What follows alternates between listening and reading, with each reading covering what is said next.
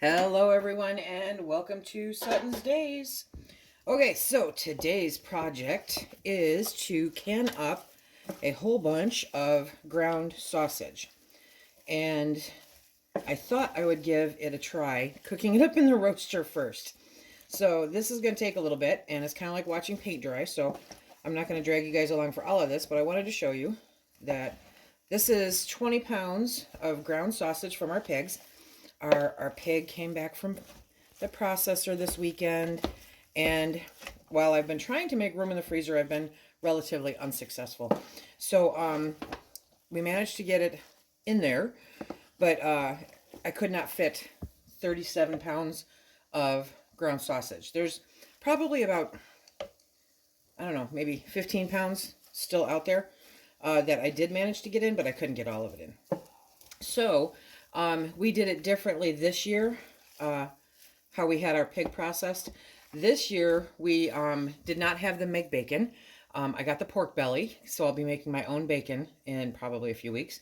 And then I had them save the pork shoulders so that we have our own, so I don't have to go buy any. I have my own pork shoulder, and we'll probably use that for making up, the country ribs or, that kind of thing.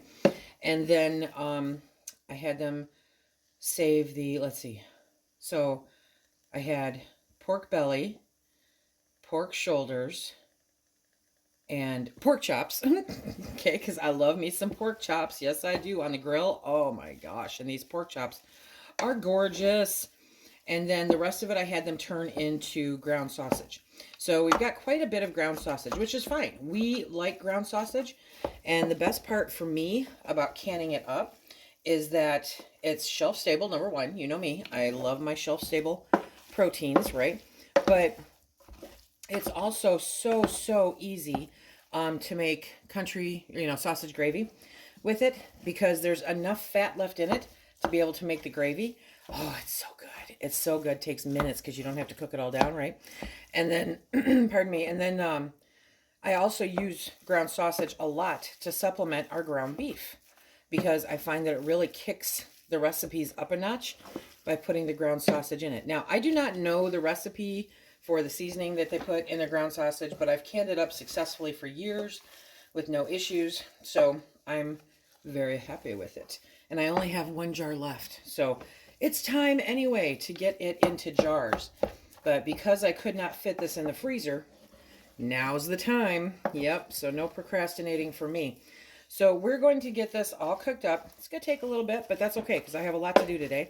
So I can come back and forth until this is all cooked up, and then we will get it jarred up. So when this cooks down, we will be back. It smells so good. So it has cooked, part cooked. It's not browned, but it's cooked. You know what I mean? So we cooked it all down, and now we are going to put it into the jars. A lot of people ask what spices are in there, because this is our homegrown pork that our processor put seasonings in for us. And I may just call them before the video is done to find out what seasonings are in it. But I do know that if you add sage, sage can become bitter during the canning process. So that's not necessarily a great thing to have in there. But for the most part, your store-bought Italian sausages are normally pretty good. So it depends. It really depends. I don't know what's in here, but I've been canning it now for years and have no issues at all.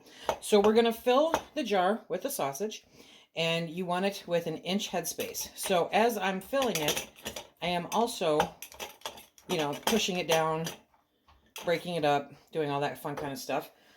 And then what you do, because this is the hot pack method, this is cooked sausage, so it's still warm, okay? And then it's in the jar, and now we are going to add water to it. Okay, so we're going to pour water in there. Why do we put water in there? Why? Because the water acts as a conduit to make sure that it is coming up to temp all the way through the entire jar, okay? So you want to make sure that during the canning process, it's killing off anything that could cause your family harm, correct? So we add the water in, that acts as a conduit. It is an amazingly small amount of water. So when you empty this out, it actually cooks off very quickly, and you still have the fat in the jar, which is nice because that's what makes sausage so amazing, right? Okay, now we're going to wipe the rim with vinegar. This gives you an extra chance to check for any chips or cracks or anything like that.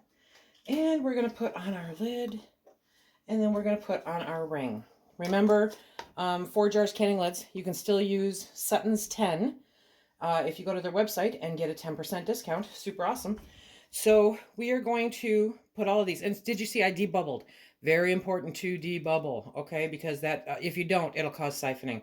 And this is, you know, I don't debubble jam, you guys, but I do debubble any kind of meat because you don't want any air that's trapped in there to cause an issue, and it can cause siphoning, which you don't want, especially with a greasy product, which pork is, because then you are more likely to have a failure with your lids. So I'm going to finish filling these up, and I'll be back when we get into the canner.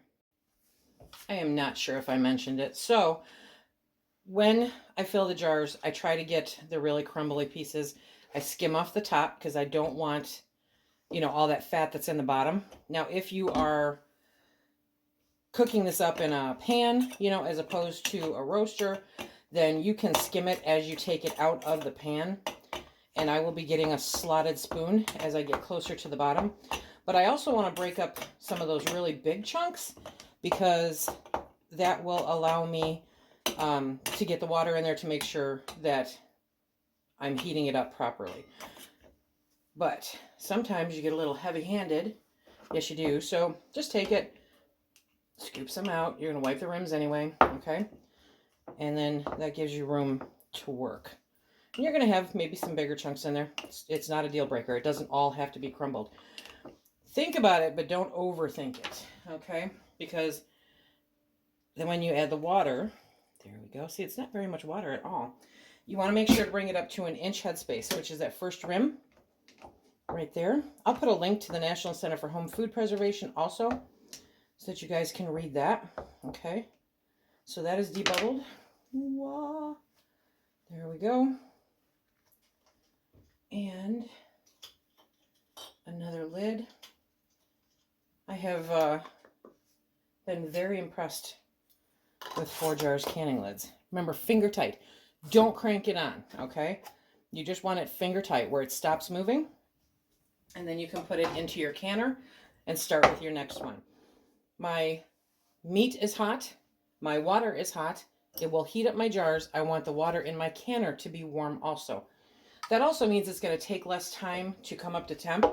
If you are starting with cold water in your canner, I mean, it's not a big deal, but I know a lot of people that are new to it get a little freaked out. You know, it's taken 25 minutes to come up to temp. So, you know, it'll take longer. It really will. So don't panic about it, but the warmer the water is, the quicker it will come up to temp, where you're getting that steady stream of steam so that you can start timing things. You know what I mean? Okay, there you go. And we are going to add the water, see if any of that meat goes down. If it doesn't, I will scoop some out. Okay, actually, it went down like I predicted. Okay, so you play with it. You get used to how it works in the jars for you, you know, as you fill them up. It will become second nature. It really will. But when you're first starting out, I know a lot of people are worried about the little things. And I'm not discouraging you from worrying about the little things. You know, the little things are important. So take your time, though, and it will be fine. It'll all be fine. Oftentimes, we'll talk about the fat. I always say the fat is where the flavor is, because it is. But you don't want too much fat. But we're talking about sausage here, okay? So sausage has a high fat content. This is going to last. I've had sausage on my shelves for, I don't know, at least 2 years. But like I said, it's not there to look at. It's there to eat. So that is what we do. We eat it, okay? But it's up there. I don't have to worry about refrigeration. I don't have to worry about the power going out, all that fun stuff. And there's enough fat in this after the fact to make some really amazing sausage gravy, because it has just enough fat to allow that to happen. So even with the water, which you have to have in there, okay, to make it safely canned, if you're not trying to poison your family. I know, I've always done it this way and everybody's been safe. Okay, that's fine. That's you. But I'm telling you, the approved way to do it is to add the water, the liquid. And that's another thing, you don't have to brown it, because this is going to finish cooking. I would say it's mostly cooked, okay? But it's not browned. So it will finish cooking, because you don't want to eat undercooked pork. It will finish cooking during the canning process. And then you'll have not only the ground sausage, there will be a little bit of liquid in there. I don't think a quarter cup of liquid goes in a jar, seriously. And then it will also have the fat, which will cook off during the canning process and create a fat cap on the top here once it all cools off. And that fat is like the perfect amount to make sausage gravy. And if you love sausage gravy, like I love sausage gravy, you know that is the bomb, right? But you don't have to wait and defrost it and brown it up. It's there, it's on the shelf, and it's ready to rock and roll. I'm thinking about this as I'm going along. I've got a debubbler here, and it's also a lid lifter. It's got a magnet on the end. I'll put a link down below. Very inexpensive. What you don't want to do, because you see, you know, what I'm doing here. You don't want to do this with a butter knife. You do not want to do that with a butter knife, because then you're risking your jars. Like, seriously risking your jars. You'll chip them, you'll crack them, you'll shorten their life. Whoops. And that's not something that you want to do, especially with costs going up and availability going down, right? So we've been hearing about glass shortages and, you know, all that other fun stuff.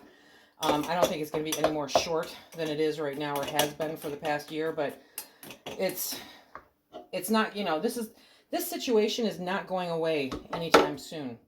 So respect your tools, take care of them.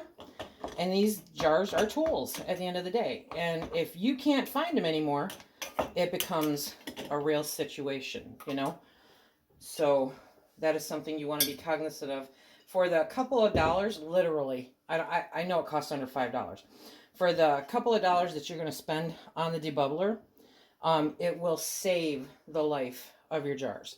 Now, I've got some Golden Harvest lids here too, because, I used all of my 4 jars lids, so I have to order some more. But these are Golden Harvest. You can normally find them at Dollar General in season. And I heard that they are now showing up at Walmart. I have not seen it on my end, but... So we have our canner full. There we go. We've got 3, 6, 7, 8, 9 pints in here. We're doing a small canner load because I thought it would be easier. Probably not going to be. But I'm using my 16 quarts. So we are going to, and I've got it already. The heat's already on. It's already heating up. So we're putting the lid on. We're twisting that as far as it will go. Okay. And everybody's stove is different. I don't even have numbers. Okay. So when I start out, I normally start out high. But start out where you're comfortable with. I'm going to let this keep doing its thing until it builds up pressure and we have a steady stream of steam, and I'll show you that when it happens. So here we go. It's a steady stream of steam. This time it's up. Yep. So I can't see it, but I can see it here. So that's all good. So now we are going to put on the weighted regulator, aka the jiggler. And when that starts jiggling, we're going to adjust our temperature and start our timer.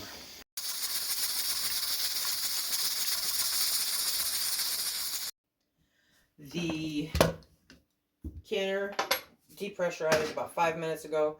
I let it sit, and now we're going to open the lid away from us. Okay, and remember, this is all still hot, so be careful. Okay, ooh yeah. So here we go. So we've got dun dun dun dun dun dun dun dun. There we go. Looking good. I did have a little bit of siphoning, but You know what I say, siphoning happens. Not quite sure why, but I can tell the first 2 jars I pulled out, I can tell siphoned. So, okay. See, these first 2 siphoned. So I'll just use those first.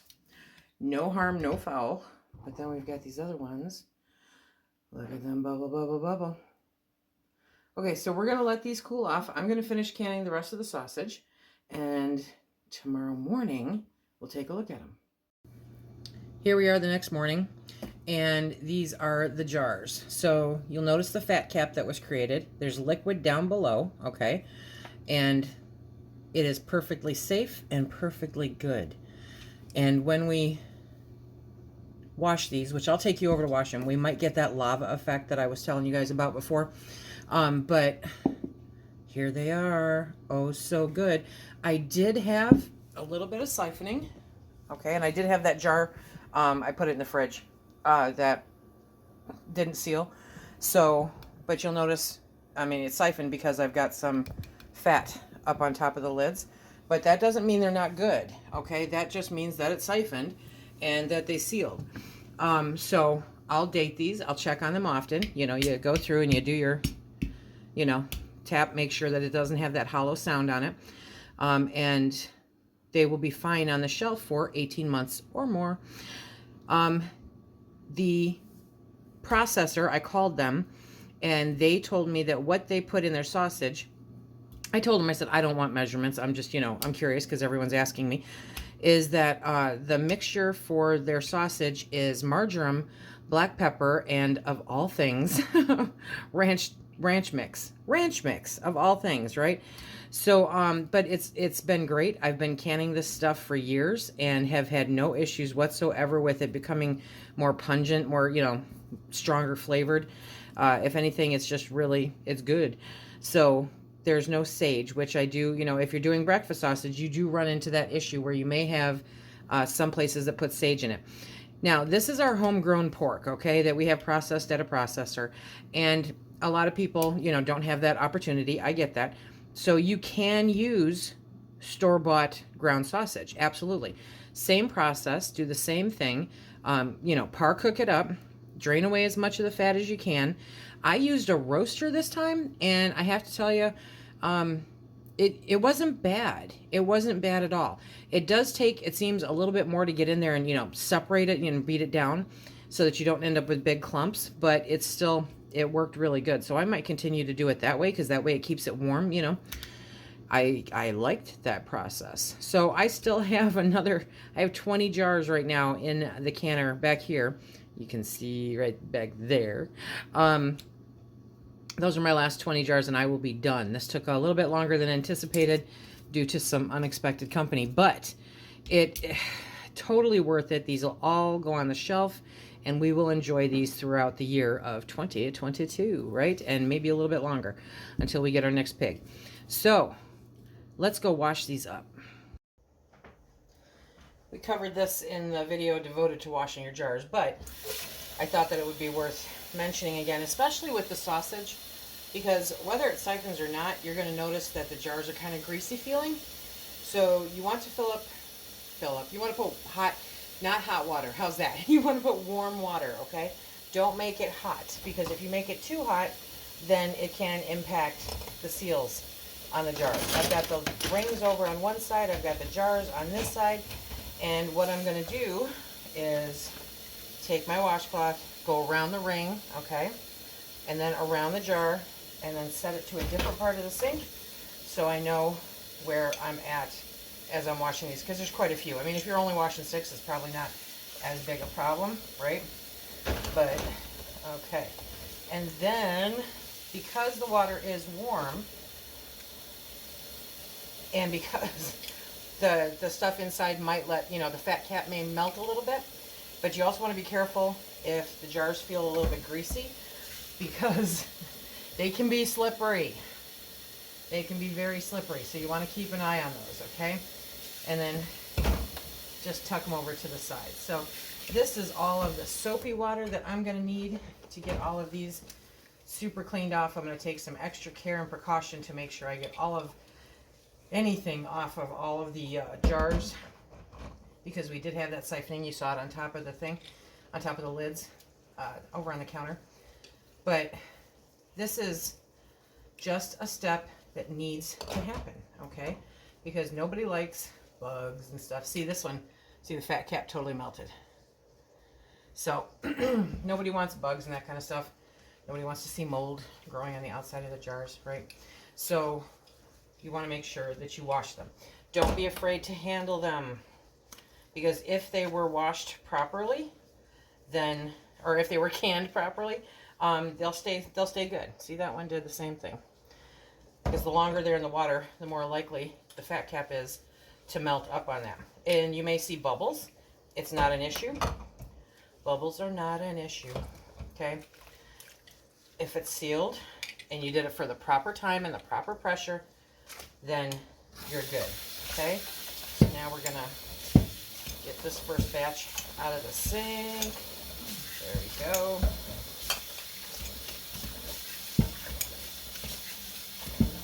You don't need a whole bunch of water. I just happen to have a big sink.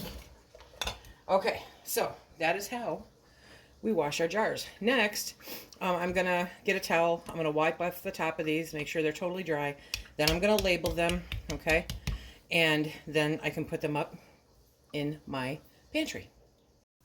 One other thing I thought was worth mentioning regarding the canned sausage, because the fat cap is going to be there. There's like no way around it, okay? And even though it's going to melt up a little bit when you wash them, it's not a problem. You know, oil and water, oil rises, fat rises, so that's on the top. But even though it looks thick, there is really not that much there. It's deceptive how much is actually in the jar.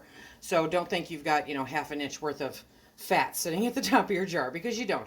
It definitely disperses. Do you see? You can see in the jar there.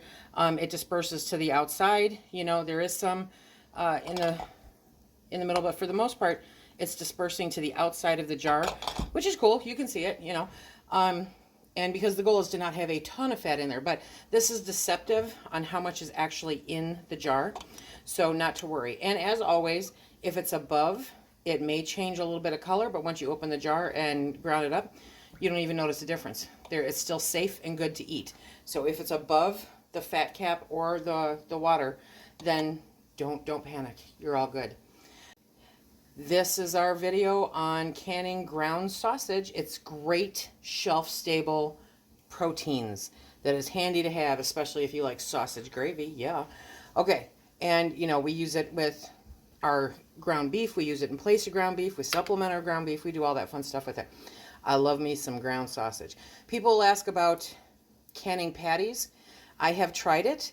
I don't care for the texture. I don't care for the texture of canned patties, because you form the patties, you put them in wide mouth jars, then you fill it with water. So you're basically getting boiled sausage patties, which to me just aren't as good, you know. So, but this is awesome. So this is awesome, and I absolutely love it. Okay, everybody, until next time, please be safe.